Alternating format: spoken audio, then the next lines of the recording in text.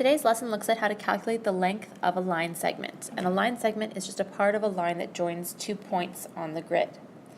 So example 1 is to determine the length of the line segment EF, and they've given us the coordinates of the end points of that line. Let's start by plotting those in the graph, and we'll talk about different ways to find the distance in between them.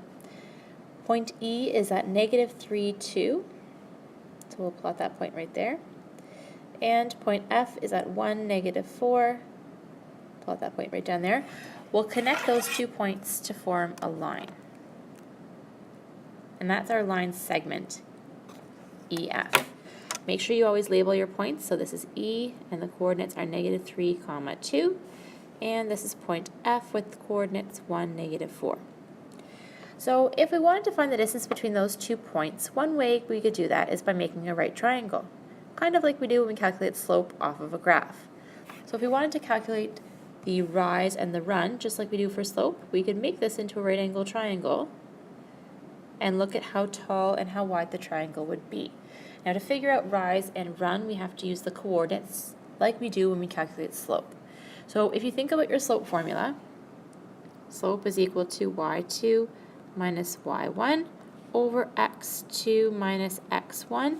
This top part is the rise, and the bottom part is the run. So we can use that formula and break it into 2 different parts to find the height and the width of that triangle. So to figure out the rise, we could take the difference between the y values. So -4 take away 2 would give us a rise of -6, or a fall of 6 in fact. Also, we could look at the run by using the x values. So -3 and 1. We've got 1 minus -3 gives us a run of +4. Now, when we're looking at side lengths of a triangle, positives or negatives don't really matter. If we keep the 6 as a -6, that's fine, because when we square it in the formula, it's going to give us a positive answer regardless. But really, if we're using it as the length of a side, we can call this 6 and 4. So we could use the Pythagorean theorem. Use Pythagorean theorem to calculate the length, where the side EF is what we're trying to find, and we know Pythagorean theorem gives us that hypotenuse squared, and it's equal to 6 squared plus 4 squared. So 36 and 16 gives us 52. That means EF squared is equal to 52 units. So just the length of EF would be the square root of 52.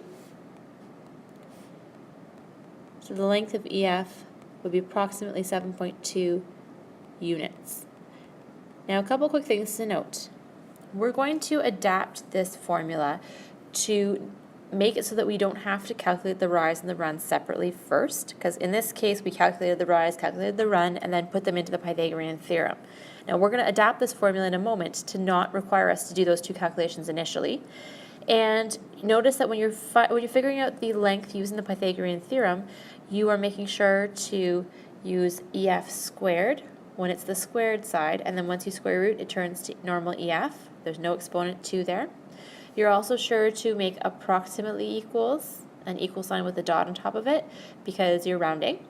And you're sure to use units. Now, if you don't know what the units are, if they're not centimeters or meters or feet or inches, it still is a length, and a length has to be measured in terms of some kind of unit. So we're asking that in the length of a line segment calculations, anytime you calculate the length of a line segment, if you're not sure what the units are, or if they don't say them, just put the word units after, or a little u after 7.2, or whatever your answer will be. So there is a formula for calculating the length of a line segment, and that formula basically combines the slope formula with the Pythagorean theorem. And it does the same thing that we did initially in example 1, but instead of having to plot the points and figure out your rise and your run separately, you're able to use this formula right here. And the formula is AB equals the square root of x2 minus x1 squared plus y2 minus y1 squared. Now, that formula probably looks pretty complicated. This is the way your textbook writes it out. This is the way that your formula sheet will list it for you. It doesn't mean that's the way you need to remember it, and we'll talk about kind of easier ways to remember this formula. When you look in the formula, first of all, under the square root sign, you'll notice that the rise and the run from your slope formula do appear right there. So this x2 minus x1, that's just your run squared. And the y2 minus y1 is just your rise squared. So when you're figuring out your Pythagorean theorem, you do take the rise and the run and you square them and you add them together, just like we did in the first example. Now, in this formula, they include the square root sign right from the beginning, whereas when we did our formula, we squared it at the beginning and we square rooted it at the end. You don't need to use the formula that's given in the textbook if you don't like it. When I'm doing an example, I usually use this formula. I usually say, okay, just like Pythagorean theorem, AB squared, because I'm lazy to draw this square root sign. I never do a very good job at it, so I usually leave it out till the end.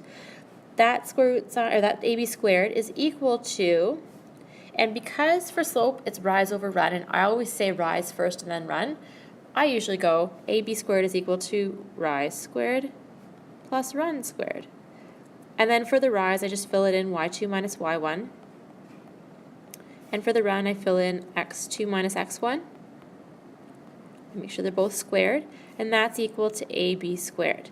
And I usually use this formula as my basis formula for length of a line segment, just because I don't want to draw the square root sign, and because if I keep the same order, rise over run, as I do for slope, it tends to make sure that there aren't any errors that happen mistakenly. So it's up to you guys. You'll see the original square root formula that's in the box. You'll see that one in your textbook. You're more than welcome to use it. That'll be on your formula sheet as well. But if you like to remember it as rise squared plus run squared, feel free to use that as well. What's important is that you are taking the rise and the run, you're squaring them, and you're adding them together in order to get the length of the side squared. So let's use these formulas and see how they work. With our example that was given to us, we have the two endpoints, -3, 2, and 1, -4. So I'm just going to jot them down here so we can see them close by. If I were going to calculate the length of this line segment, I know that the points are E and F, so I would call it EF squared. And I would say that's equal to rise squared plus run squared. So I'd go -4 minus 2 squared plus 1 minus -3. Now when you see minus and negative, I'm okay with you guys just putting plus right away. We're in grade 10, we know that two negatives make the positive there. And that's the initial step. I show that step, and then I usually skip a couple steps and just get down to the simplified formula. So -4 take away 2 is -6. When I square it, I get positive 36. 1 plus 3 is 4. When I square that, I get 16. So EF squared is equal to 36 plus 16. That means that to get rid of the square, to unsquare the EF, I have to take the square root of 52. So EF is equal to the square root of 52, which is approximately equal to, because I'm going to round it, put a dot on top of my equal sign, it's approximately equal to 7.2 units. And I don't know what the units are, so I'm going to write units at the end. So let's take a look at a few more examples. Determine the perimeter of a triangle. Now remember, perimeter means distance around the outside. It means you add up all the side lengths. So you've got to calculate all the different side lengths and add them up together. You will usually not get many questions that are kind of labor intensive like this question is. We're just showing you in this note different applications of the length formula, because you can use it for different applications other than just finding the distance between 2 points.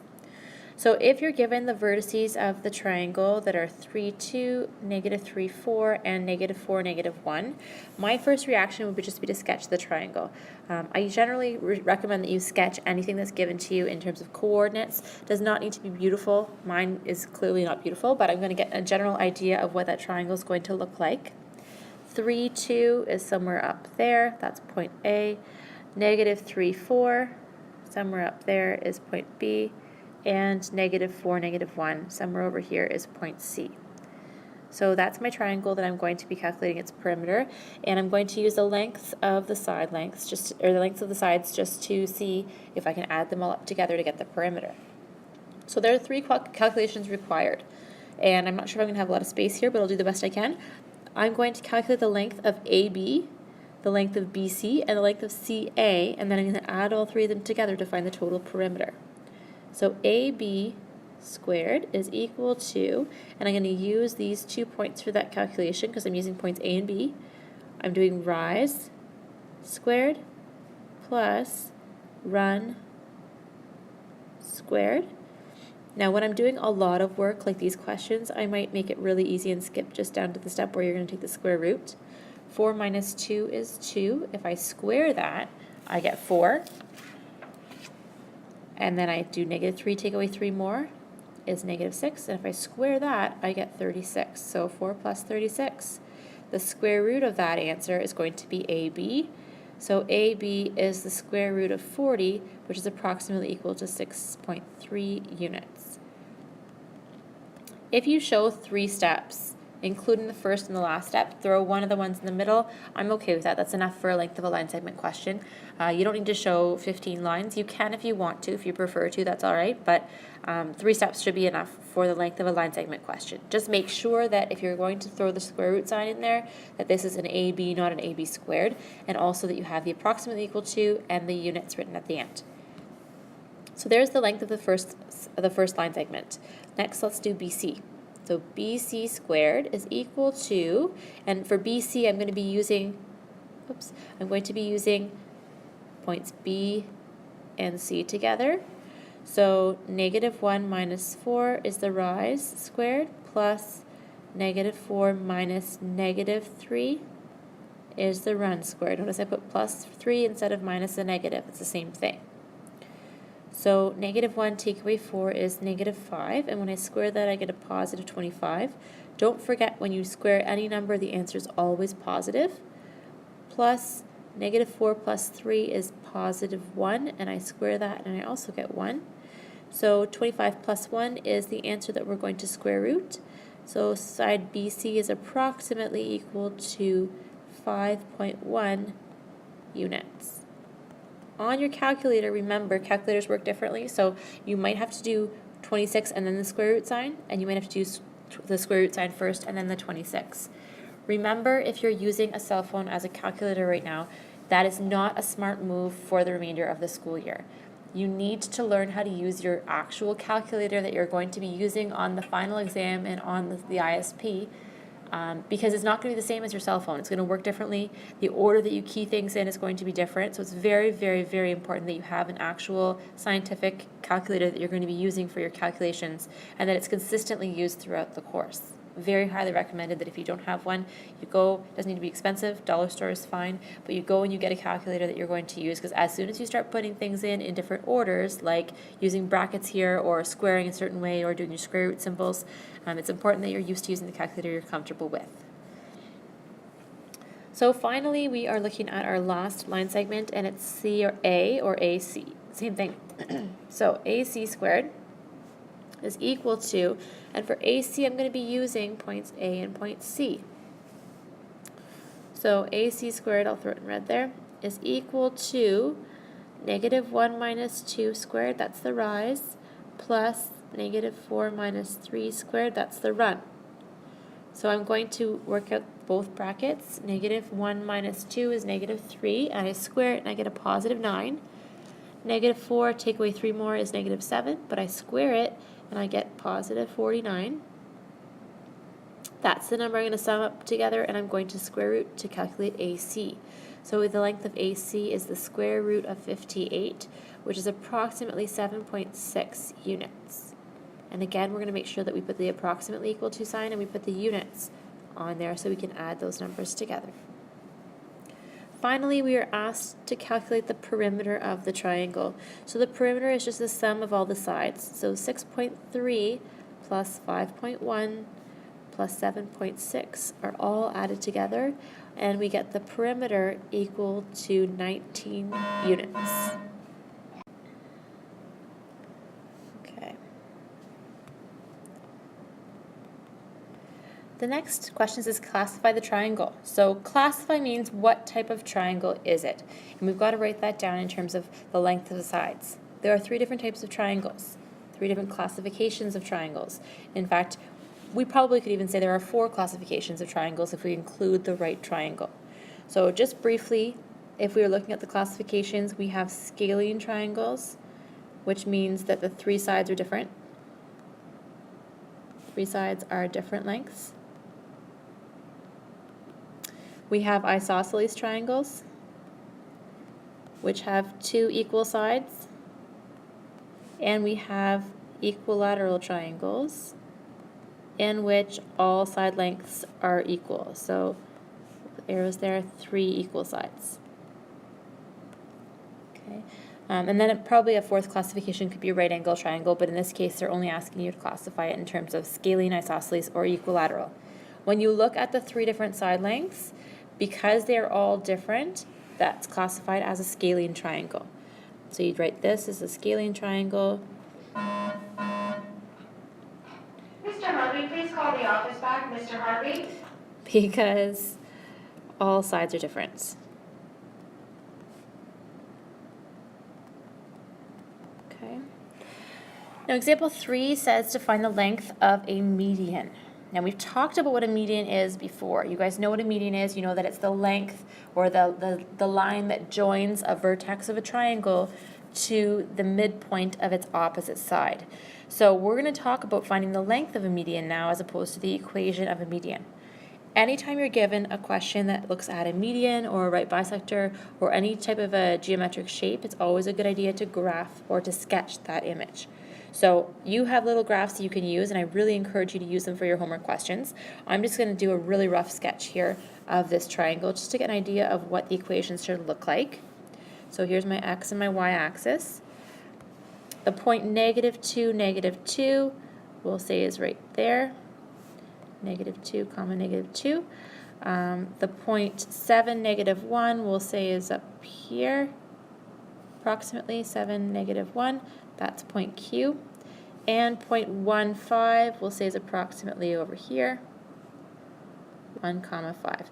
My sketches are not perfect. They're by no means exactly accurate, but they'll give me an idea of what my triangle should look like. So here is the triangle that I've sketched.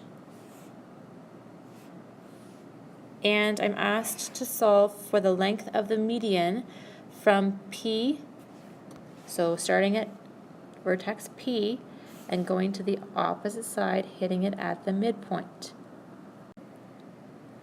Now we know how to calculate the midpoint of a line segment, and we know that to calculate the midpoint we have to use the coordinates of the end points of that side. So when we look at this side that we're finding the midpoint for, it's R and Q that are the points we're going to be using. We should not be using point P to calculate the midpoint. We should be using the two end points that the midpoint is separating.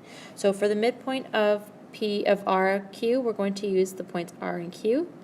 Capital M of RQ is going to be using the x coordinates for R and Q and the y coordinates for R and Q.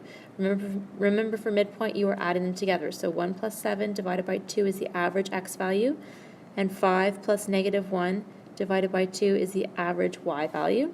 So 8 over 2 and 4 over 2 need to be simplified to get my midpoint of 4, 2. Does it look like it could be 4, 2? Sure it does, because when you look at how far it goes, 7 is way over here. Okay, and we know that this is 1, 5, so 5 would be up here, so approximately 4 and 2, that makes some sense. So we have the coordinates for our midpoint. Now we need to use the midpoint and we need to calculate the length of that median. We're going to calculate the length using this coordinate M and also using the coordinate from P, because that's what the two endpoints are for that median. So to figure out its length, we're going to calculate MP squared. We're going to figure out the rise and the run, and we're going to square them and add them together. So for the rise, we're going to say -2 minus 2 squared. That's a rise squared. It's this negative 2 here minus the positive 2 right there. -2 minus 2. And then we're going to add the run. Now the run is -2 over here minus the 4. So -2 minus 4 squared. -2 take away 2 more is -4. You square it and you get 16. -2 minus 4 is -6. You square it and you get 36. So the length of MP is going to be the square root of 16 plus 36. If you feel like you're more comfortable adding those two together and putting the total underneath the square root sign, that's absolutely fine. Some people like to take a fourth step and do MP squared equals this total, and then say MP is the square root of the sum of those two numbers. It's completely up to you how many steps you show in your solution. As long as you give at least 3, I'm happy. So MP is equal to the square root of 52, which is approximately equal to 7.2 units. You might say MP, your neighbor might say PM. It makes absolutely no difference at all. You can call it by whatever order you'd like to in this unit. So finally, that's how we calculate the length of a median. You can calculate the length between any 2 points by using the same formula. It's the side squared is equal to the rise squared plus the run squared, and you have to remember to square root at the end. So there are some homework questions, I believe on page 77, that I would like you guys to work on, and you should also be looking at starting your quiz review because we do have a quiz coming up on Thursday.